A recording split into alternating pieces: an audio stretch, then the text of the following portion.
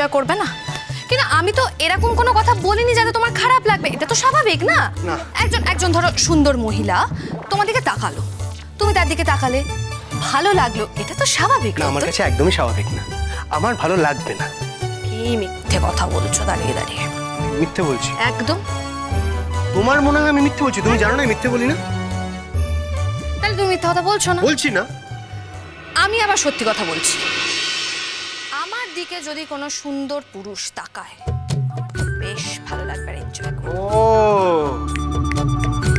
এটাই আসল কথা, এটাই আসল কথা। বেসিক্যালি তুমি আমাকে কনভিন্স করাতে চাইছো যে এরকম কোনো অ্যাটেনশন পেলে আমার ভালো লাগবে, যাতে আমি তোমারটা অ্যাকসেপ্ট করে নিই, তাই তো? তাই তো? কেন ঠান্ডা? না রেগে যাবো না কেন? অদ্ভুত তো তখন থেকে বাজে কথাগুলো বলেই চলেছো একটা। আমি না এরপরে যাবোই না, জানো, যাওয়াটাই ক্যান্সেল করে দাও। যাবে না? না যাবো। শিওর যাবে না? হ্যাঁ যাবো না। তুমি মনে হয় ভুলে যাচ্ছ, যেখানে আমরা যাচ্ছি মিউজিক ডিরেক্টর একজন মহিলা। তারপর ওখানে গিয়ে দেখলাম প্রচন্ড সুন্দরী, তখন নিজেই বলবে ইস মোহন আমি কেন গেলাম না, কেন গেলাম না, মিস করে গেলাম। অনেক সুন্দর মহিলা আমার দেখা আছে, হ্যাঁ। তাছাড়া বাইরের সৌন্দর্য দিয়ে আমার কিছু যায় আসে না। আমার কাছে সৌন্দর্যের একটা আলাদা মানে আছে। আলাদা মানে আছে? তাহলে আমি একটু শুনি কি আলাদা মানে আছে। না, আমার চোখে যে সুন্দরের মানে আলাদা সেটা তো তোমার জানার কথা। আর আমার চোখে পৃথিবীতে সব থেকে সুন্দরী মহিলাকে সেটাও নিশ্চয়ই তোমার জানা আছে, তাই না?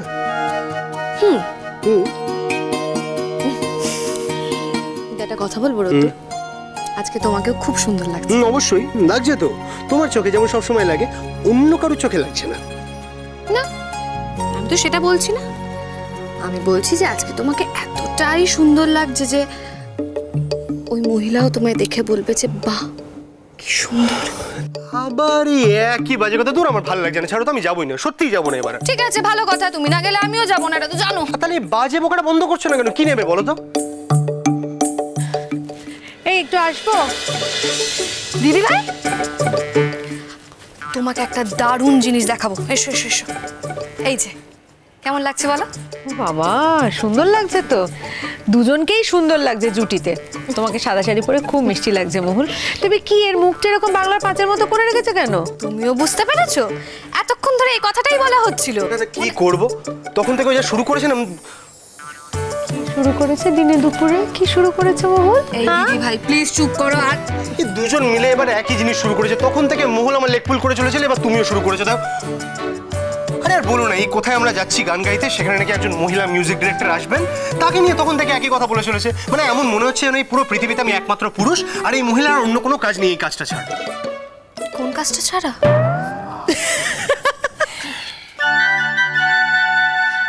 না না, আমি কি বলছি বলো তো?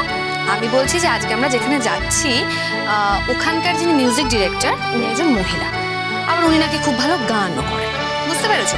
এবার ধরো রোদ্দুর আজকে গান গাইলো, রোদ্দুরের গানটা খুব পছন্দ হলো, এতটাই পছন্দ হয়ে গেল রোদ্দুরকে আমার থেকে সরিয়ে নিয়ে চলে গেল। এই এক সেকেন্ড, এই কথাগুলো এক্স্যাক্টলি একটু আগে আমি ওকে বলেছি। পুরোটা ও জাস্ট কপি পেস্ট করে দিচ্ছে, পুরো আমার কথাগুলো কপি পেস্ট করছে, কপি পেস্ট। আচ্ছা ঠিক আছে ঠিক আছে, কাউকে মুম্বাই যেতে হবে না, ওকে? একা একা কেউ মুম্বাই যাবে না। যদি যেতে হয় দুজনে যাবে, না হলে যাবে না। ডান? ডান। কি করে ডান? একসঙ্গে সিলেক্ট করবে তারপর তো। হ্যাঁ তাই, আমি যেন ওর সিলেক্ট করার জন্য অপেক্ষা করে বসে আছি। আমার তো খেতে কোনো কাজ নেই। না না, সে কি, খেতে তোমার অনেক কাজ আছে, কিন্তু এটাও একটা কাজ। আচ্ছা দিদি ভাই, তুমি একটা কথা বলো তো, রোদ্দুর এত ভালো গান গায়, ও কেন গানটা কন্টিনিউ করবে না? কেন গাইবে না? শুধু ডাক্তারি করে বলে গান গাইতে পারবে না? দুটো প্রফেশন একসঙ্গে অনেক লোক আছে যারা চালায়। ঠিক। শোনো, তাদের অনেক ট্যালেন্ট আছে, অনেক এলেম আছে, আমার নেই। কিন্তু তুমি তো বরাবরই সিঙ্গার হতে চেয়েছিলে রোদ্দুর, তুমি চাইলেই পারো। হ্যাঁ, প্রথম থেকে হতে চেয়েছিলাম, হতে তো পারিনি। এখন আর শিং ভেঙে বাছুরের দলে ঢুকতে পারছি না বৌদি ভাই। কিসের শিং ভেঙে বাছুরের দলে রোদ্দুর? যখন থেকে আমি গান গাইছি তখন থেকে তো তুমিও গান গাও, এটা তো সবাই জানে, সবাই শুনেছে।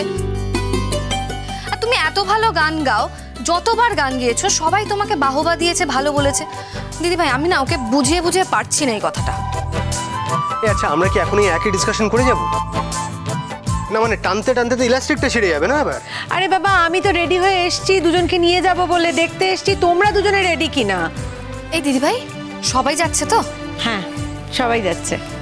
কি বলো তো মহুল, তুমি তো ভালো গাও, তোমার গান আমরা শুনি, প্রায়ই শুনি, কিন্তু রোদ্দুর তো গায় না। না, আজকে রোদ্দুর গাইবে সেটা নিয়ে সবাই এক্সাইটেড।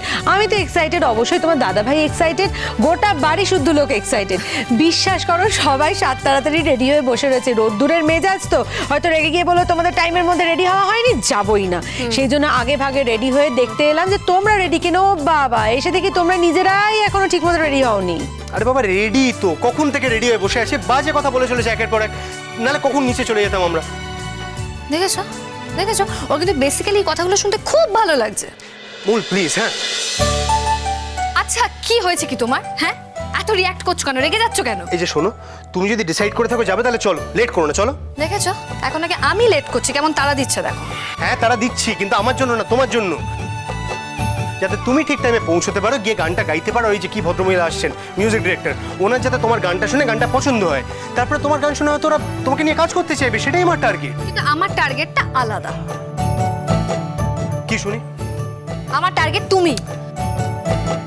নতুন আমি তোমাকে ওখানে নিয়ে যেতে চাইছি, যাতে ওই মহিলার চোখে তুমি পড়ো। হ্যাঁ সেই আমি তো সেটার জন্যই অপেক্ষা করে বসে আছি, যাতে আমি ওখানে গিয়ে ওই মহিলার চোখে পড়তে পারি, তাই না? তুমি বসে নেই, কিন্তু আমার তো ভালো লাগবে। আচ্ছা আচ্ছা, ঠিক আছে ঠিক আছে, আমি তুমি তুমি আমি এগুলো করার তো কোনো মানে হয় না। নিজেদের মধ্যে ঝগড়া করো না, ঠিক আছে? দুজনকে যদি সিলেক্ট করতে হয় তবেই ওনারা সিলেক্ট করতে পারবেন, যে কোনো একজনকে সিলেক্ট করা যাবে না। আরে বাবা, উনি সিলেক্ট করলেন না তাদের কার কি যায় আসে গো? মানে উনি সিলেক্ট করার জন্য আমি বসে আছি এখানে, আমি কি গানে ক্যারিয়ার করবো নাকি? তাছাড়া উনি বা কে, উনি বিদেশে কি করেছেন তা দিয়ে কার কি যায় আসে? কলকাতায় কেউ চেনে ওনাকে? তা সেই জন্যই তো এসেছে রোদ্দুর, নিজেকে চেনাতে। তারপরে এখানে যারা সেলিব্রিটি আছে তাদের সঙ্গে কাজ করতে চায়, অ্যালবাম করতে চায়, ওদের তো অনেক প্ল্যান আছে, শুনলে তো। আর আজকে চলো, ভালো লাগবে, তারপর পার্টি আছে, মজা হবে। বেরোই না? আমি তো রেডি, তুমি রেডি? কি বেরোবো? এক সেকেন্ড, এই চুলটা ভালো লাগছে না এদিকে। আরে না, আমার ভালো লাগছে না, দেখি। Perfect, I am so proud of myself. দিদি ভাই কি সুন্দর সাজিয়েছে ওকে। ওকে, হ্যাঁ, লাল পাঞ্জাবি পরিয়ে পুরো সং সাজিয়েছো আমাকে। তোমার বাচ্চা পেয়েছে তখন থেকে আমায় সাজিয়ে চলেছে, দেখো। না না, অ্যাকচুয়ালি আমি বুঝতে পেরেছি রোদ্দুর, ওই যে মহিলা মিউজিক ডিরেক্টর আসছেন না, তার সামনে সাজিয়ে গুজিয়ে তোমাকে সুন্দর করে প্রেজেন্ট করতে চাইছি। একদম ঠিক না, দিস ইজ নট ফেয়ার, আমি বলে রাখলাম। আমরা যাবো তো মহুল? ও হ্যাঁ, আমাদের কত দেরি হয়ে যাচ্ছে। বাই। টাটা রোদ্দুর, চলে এসো তুমি।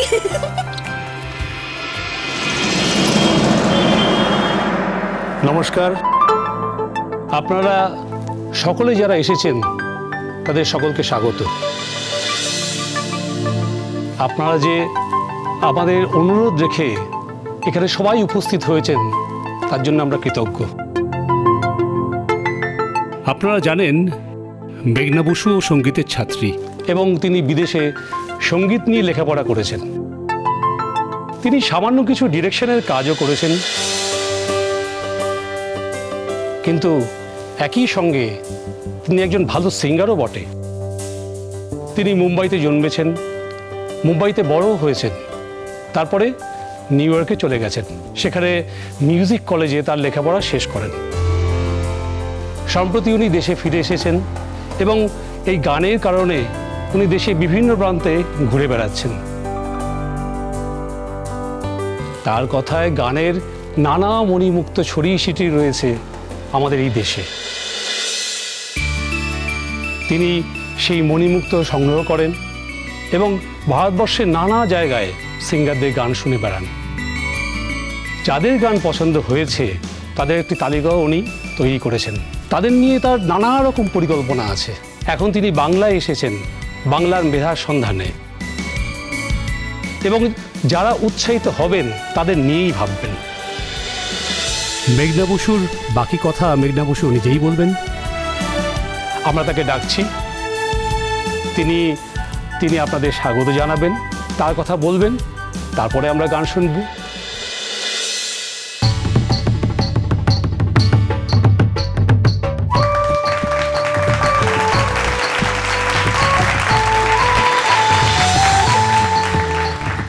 মাই গড, বেশি বয়স না, অল্প বয়স, বাচ্চা মেয়ে। হ্যাঁ, ভাবনাটা কিন্তু বেশ ভালো না? মানে সারা দেশ থেকে সমস্ত ট্যালেন্টেড আর্টিস্টদের অ্যাসেম্বল করে তারপরে একটা কিছু নতুন করতে চাইছে। বেশ ভালো না? ইন্টারেস্টিং ব্যাপারটা। পয়সা আছে প্রচুর, সেটা বোঝা যায়। বসেছি। দেখতে কিন্তু খুব সুন্দর, বলো?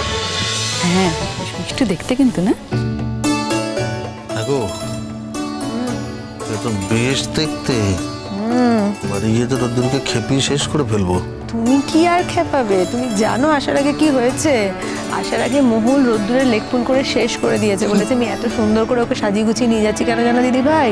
এত সুন্দরী একজন মিউজিক ডিরেক্টর আসছে, সে আবার সিঙ্গার, তার সামনে রোদ্দুরকে সুন্দর করে প্রেজেন্ট করতে হবে না? অলরেডিও এত লেকফুল হয়েছে রোদ্দুর, তুমি আর আলাদা করে কি করবে তুমি বলো? যা তা করেছে।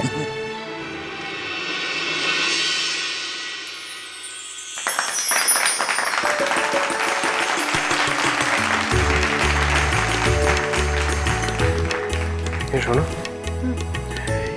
এবার এসে গেছি বাধ্য, এরপরে কিন্তু আর আসতে পারবো না। খেতে কাজ নেই, কাজকর্ম ছেড়ে নাকি। কিছু কি বলা যায় রোদ্দুর? মানে মানে তুমি আজকে গান গাইলে, তোমার গান শুনে ওনার এতটাই পছন্দ হলো যে উনি হয়তো না, ওনার আমার গান শুনে পছন্দ হলেই যে ওনার আমার সঙ্গে গান গাইতে পছন্দ হবে তার তো কোনো মানে নেই, তাই না?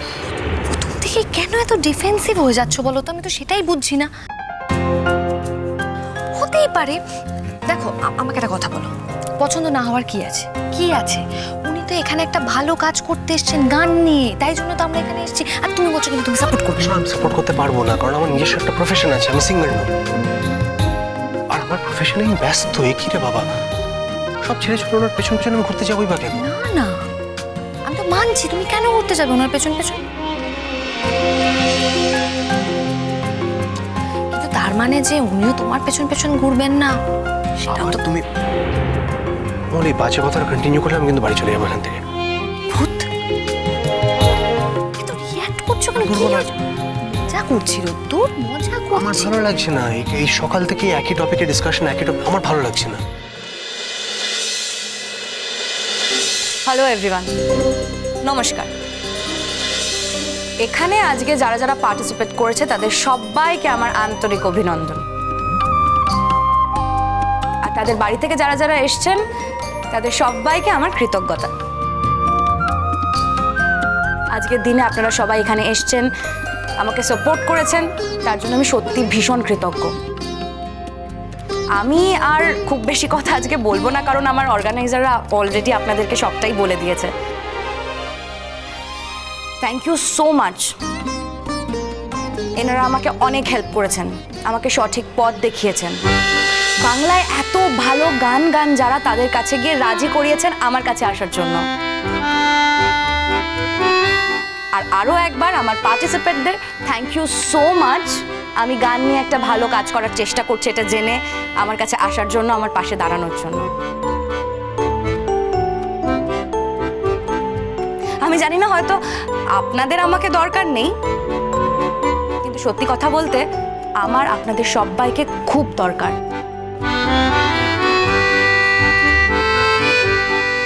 দেখো, তোমার হয়তো ওনাকে দরকার নেই, কিন্তু উনি তো বলেই দিলেন যে ওনার দরকার আছে।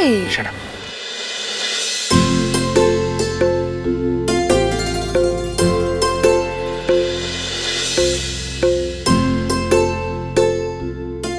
আসলে আমি যখন বিদেশে গান নিয়ে পড়াশোনা করেছি তখন থেকে আমার ইচ্ছে ছিল, জানেন, যে ইন্ডিয়ায় ফেরার পর আমি গান নিয়ে কিছু একটা করতে চাই।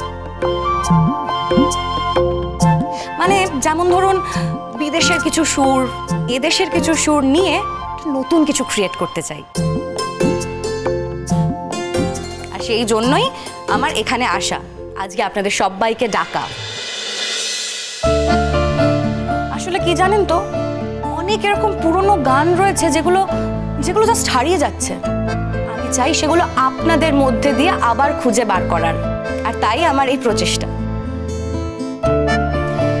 আমি মুম্বাইতে আমার একটা স্টুডিও করেছি, আমি চাই আপনারা সবাই ওখানে আসুন, এসে আমার কাজ দেখুন, আমি খুব খুশি হব। তাহলে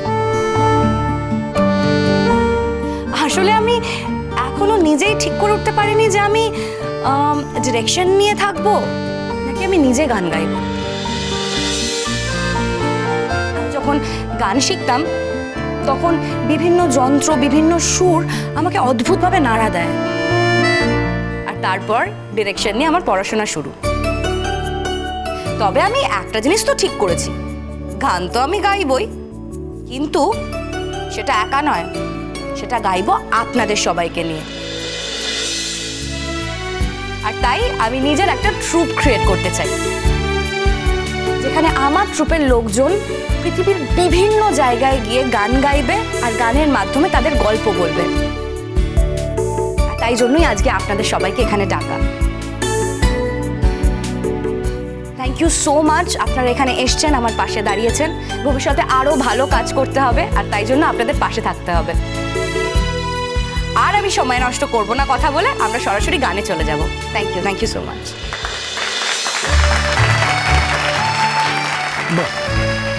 ভাবনা চিন্তা কিন্তু খুব ভালো, হ্যাঁ, নতুনত্ব।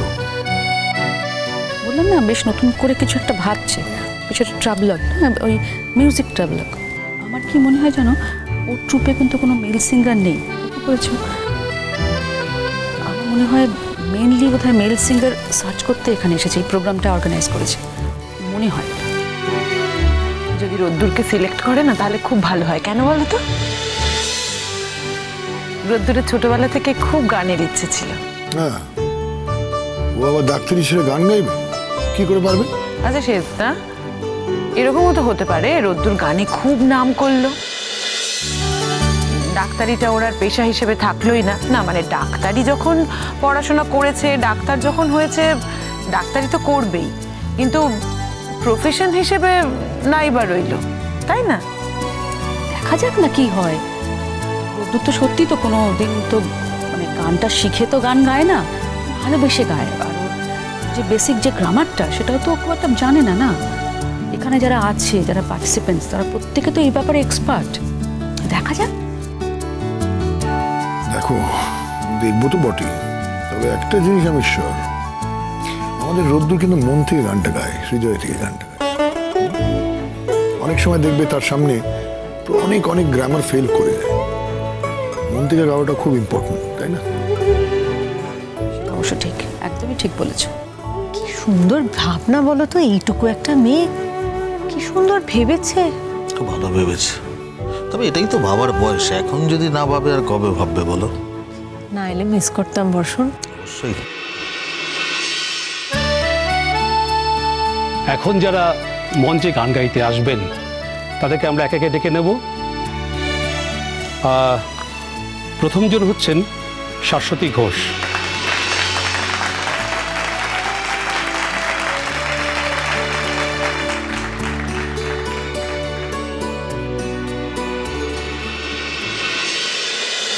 নমস্কার। আজ জ্যোৎস্না রাতে সবাই গেছে বনে, আজ জ্যোৎস্না রাতে সবাই গেছে বনে, আজ বসন্তের এই মাতাল সমীরণে, আজ জ্যোৎস্না রাতে সবাই গেছে বনে, আজ জ্যোৎস্না রাতে সবাই গেছে বনে, আজ যাব না, যাব না গো, যাব না যে রইনু পড়ে ঘরের মাঝে, যাব না গো, যাব না যে রইনু পড়ে ঘরের মাঝে এই নিরালায়।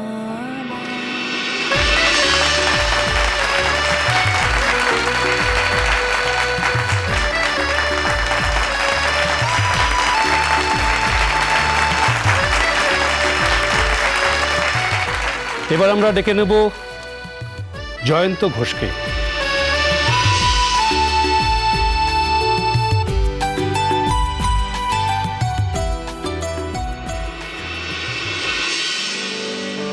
तुझको मैं रख लूं वहाँ जहाँ पे कहीं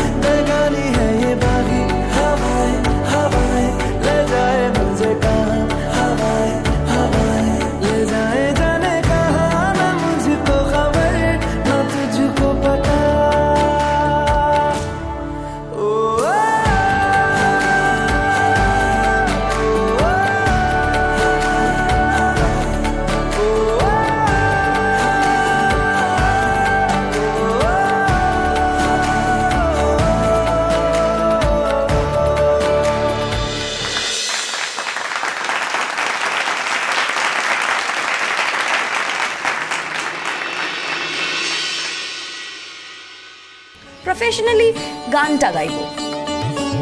কিন্তু এই শহর আমাকে এত কিছু দিল, এত লোকজনের সাথে আলাপ করার সুযোগ পেলাম, আমি তো তাদের ফিরিয়ে দিতে পারি না। হ্যাঁ, এখনো কথা দিইনি ঠিকই, কিন্তু আমি কথা দিয়ে দেবো যে আমি গান গাইবো, একা নয়।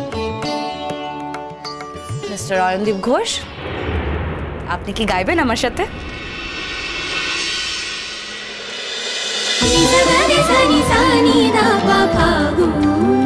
চলো চলো চলো চলো চলো পাল্টাই।